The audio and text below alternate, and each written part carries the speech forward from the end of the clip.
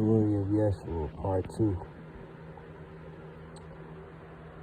So I should have mentioned this in the first part, but I was born in Park Forest, Illinois, Hazelcrest Hospital in Cook County. Now, this is what I have been told. Now, I don't know if this is truth or not. This is what I know. We didn't stay in Chicago for too long. We actually only stayed out there for 6 years. We moved to Georgia in the 6th year of my life. And I had my brother that's closest to me, he was 4. And I had my other brother who was just born, he was still extremely young. So it was the 3 of us. And we packed everything up and we kind of just left and moved to Georgia. Now, I can remember for the first couple of nights or so until we figured out where we was gonna stay and whatnot. We had to stay at my uncle's house, who's already made the move. He already came to Georgia and whatnot. So this is what made my people want to move out here, because they heard about the weather, they heard about how cheap it was, they heard about, there's barely even any traffic. It's just a much more peaceful place to raise kids and things of this nature. So I could never take that away from my people. They didn't want us to grow up in the gang environment in Chicago. So I can always give them their props for that. Always.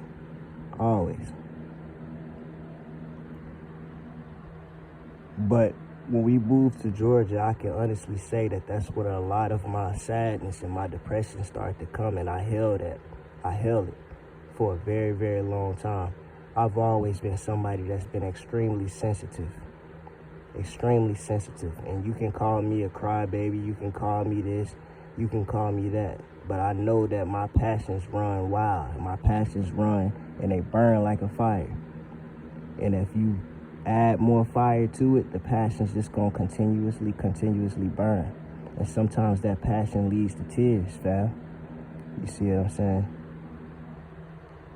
There's been several times, especially when I moved to Georgia, to where I would have, these low vibrational suicidal thoughts, but I would never ever try to attempt anything. The thoughts would just come to my mind, almost like the devil just wanted me to kill myself. Now, I can honestly tell y'all that I've never done any harm to myself. Never.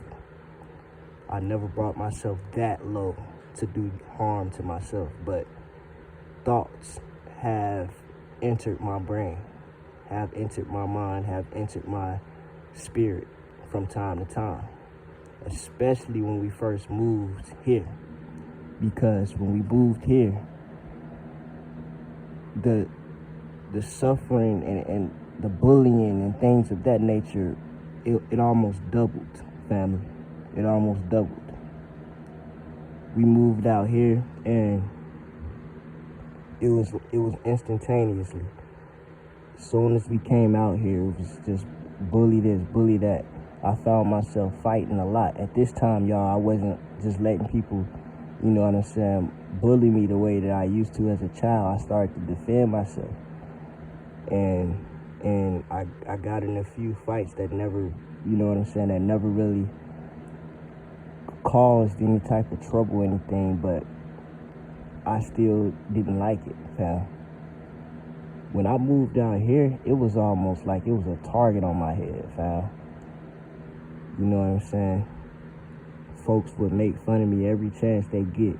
Every chance they could get, they would make fun of me and laugh at me and call me this and call me that. Not to mention I was not doing very good in school at the time, because I mentioned to y'all already that I have ADHD.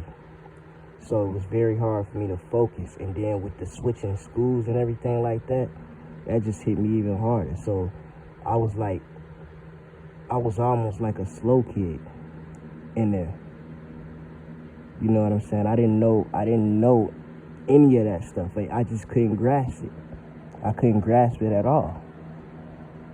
And I just remember all the time the teachers and whatnot would always, say rude things to me. My parents would get mad at me at home. And I remember one time I got a beating because I forgot. I think I couldn't count to like 50 or something like that. That's how hard it was for me when I first started school, family. I couldn't even count to 50. You see what I'm saying? Now I remember I got a pretty nice beating for that. And these are some of the things that led me to being afraid to do things, because getting these whoopings just because I couldn't count to 50 made me feel like that I couldn't do anything. And I felt like if I tried to do something and I couldn't do it, I was going to get a beating. I was going to get a punishment.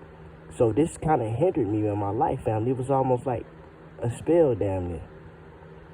This hindered me in my life. I was always afraid to try things because I didn't want to be embarrassed if I couldn't do it. You see what I'm saying? This is one of the reasons why I could never perform the way I knew I could on the basketball court, because I was always afraid that I was going to not be able to do it, and people were going to, get mad at me or make fun of me or laugh at me. So my mind played a big role in a lot of my shortcomings coming up. And it's not my fault. It's because of things that happened to me while I was a child. You see what I'm saying? Like, I really wish I could just go back to that time as me now and stop my parents from doing that and be like, do you know what you're doing to me right now? Do you know what that's going to cause? Do you know what you're doing? You see what I'm saying? Because that literally had a negative effect on me for my whole entire life, man. A negative effect. And then on top of that, I didn't even pass the first grade that year. I got held back.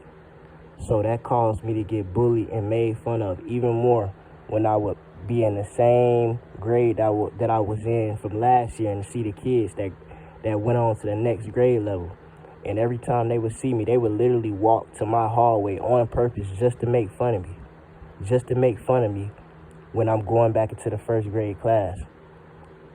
You see, they would literally walk all the way to my side of the hallway just to make fun of me, fam. And the crazy thing about it is, at first I didn't even know or realize that I was actually repeating the first grade. I didn't even know what was going on, y'all. That's how unaware and how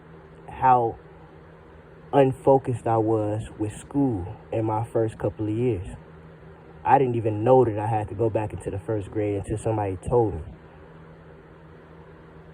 I wasn't there, family. I wasn't with that school shit at all.